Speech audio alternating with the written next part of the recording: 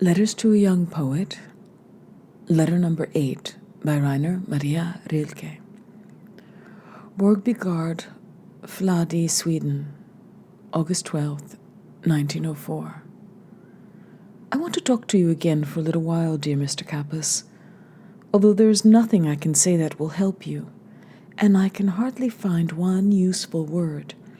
You have had many sadnesses, large ones, which passed, and you say that even this passing was difficult and upsetting for you. But please, ask yourself whether these large sadnesses haven't rather gone right through you. Perhaps many things inside you have been transformed. Perhaps somewhere, someplace deep inside your being, you have undergone important changes while you were sad. The only sadnesses that are dangerous and unhealthy are the ones that we carry around in public in order to drown them out with the noise, like diseases that are treated superficially and foolishly. They just withdraw, and after a short interval break out again all the more terribly, and gather inside us and our life that is unlived, rejected, lost, life that we can die of, if only it were possible for us to see farther than our knowledge reaches, and even a little beyond the outworks of our presentiment. Perhaps we would bear our sadnesses with greater trust than we have in our joys, for they are the moments when something new has entered us, something unknown. Our feelings grow mute in shy embarrassment. Everything in us withdraws, and a silence arises. And the new experience, which no one knows, stands in the midst of it all and says nothing.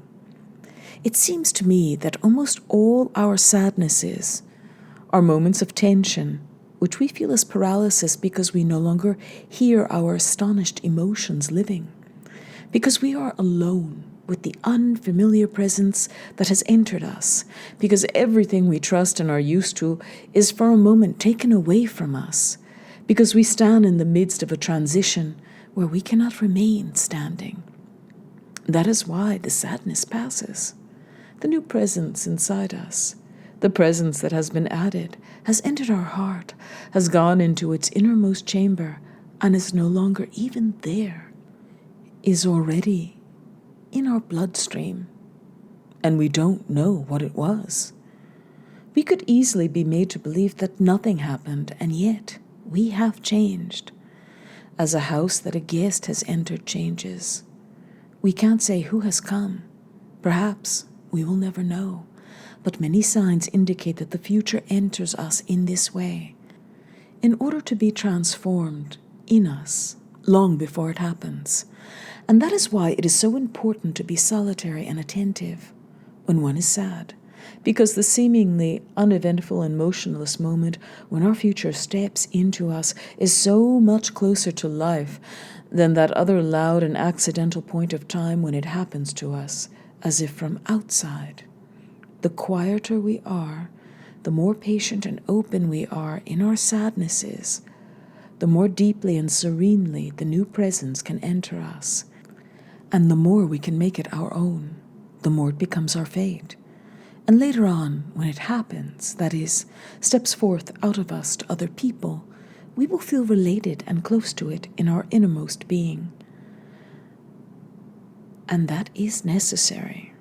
It is necessary, and toward this point our development will move little by little, that nothing alien happen to us, but only what has long been our own. People have already had to rethink so many concepts of motion, and they will also gradually come to realize that what we call fate does not come into us from the outside, but emerges from us. It is only because so many people have not absorbed and transformed their fates while they were living in them that they have not realized what was emerging from them. It was so alien to them. In their confusion and fear, they thought it must have entered them at that very moment they became aware of it, for they swore they had never before found anything like that inside them. Just as people for a long time had a wrong idea about the sun's motion, they are even now wrong about the motion of what is to come. The future stands still, dear Mr. Kappas, but we move in infinite space. How could it not be difficult for us? And to speak of solitude again, it becomes clearer and clearer that fundamentally this is nothing that one can choose or refrain from. We are solitary. We can delude ourselves about this and act as if it were not true. That is all. But how much better it is to recognize that we are alone. Yes, even to begin from this realization. It will, of course, make us dizzy, for all points that our eyes used to rest on are taken away from us. There's no longer anything near us, and everything far away is infinitely far. A man taken out of his room, and almost without preparation or transition, placed on the heights of a great mountain range, would feel something like that. An unequaled insecurity, an abandonment to the nameless. It would almost annihilate him. He would feel he was falling, or think he was being catapulted out into space, or exploded into 1,000 pieces. What a colossal lie his brain would have to invent in order to catch up with and explain the situation of his senses. That is how all distances, all measures change for the person who becomes solitary. Many of these changes occur suddenly, and then, as with the man on the mountaintop, unusual fantasies and strange feelings arise, which seem to grow out beyond all that is bearable. But it is necessary for us to experience that too. We must accept our reality as vastly as we possibly can. Everything, even the unprecedented, must be possible within it. This, in the end, the only kind of courage that is required of us. The courage to face the strangest, most unusual, most inexplicable experiences that can meet us. The fact that people have in this sense been cowardly has done infinite harm to life. The experiences that are called apparitions, the whole so-called spirit world, death, all these things that are so closely related to us have, through our daily defensiveness, been so entirely pushed out of life that the senses with which we might have been able to grasp them have atrophied, to say nothing of God. But the fear of the inexplicable has not only impoverished the reality of the individual, it has also narrowed the relationship between one human being and another, which has, as it were, been lifted out of the riverbed of infinite possibilities and set down in a fallow place on the bank where nothing happens. For it is not only indolence that causes human relationships to be repeated from case to case with such unspeakable monotony and boredom. It is timidity before any new inconceivable experience, which we don't think we can deal with. But only someone who is ready for everything, who doesn't exclude any experience, even the most incomprehensible, will live the relationship with another person as something alive, and will himself sound the depths of his own being. For if we imagine this being of the individual as a larger or smaller room, it is obvious that most people come to know only one corner of their room, one spot near the window, one narrow strip on which they keep walking back and forth. In this way, they have a certain security. And yet, how much more human is the dangerous insecurity that drives those prisoners in Poe's stories to feel out the shapes of their horrible dungeons and not be strangers to the unspeakable terror of their cells. We, however, are not prisoners. No traps or snares have been set around us, and there is nothing that should frighten or upset us. We have been put into life as into the element we most accord with. We have, moreover, through thousands of years of adaptation, come to resemble this life so greatly that when we hold still, through a fortunate mimicry, we can hardly be differentiated from everything around us.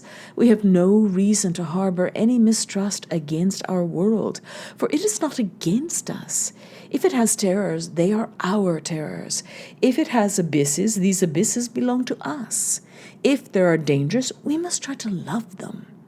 And if only we arrange our life in accordance with the principle which tells us that we must always trust in the difficult, then what now appears to us as the most alien will become our most intimate and trusted experience. How could we forget those ancient myths that stand at the beginning of all races?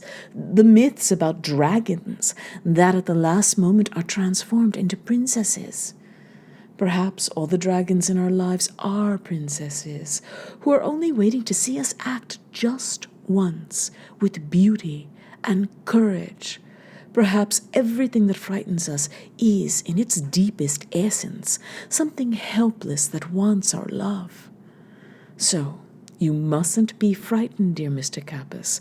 If a sadness rises in front of you, larger than any you have ever seen, if an anxiety like light and cloud shadows moves over your hands and over everything you do, you must realize that something is happening to you, that life has not forgotten you, that it holds you in its hand and will not let you fall.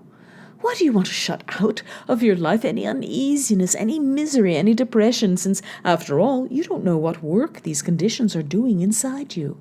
Why do you want to persecute yourself with the question of where all this is coming from and where it is going, since you know, after all, that you are in the midst of transitions, and you wished for nothing so much as to change?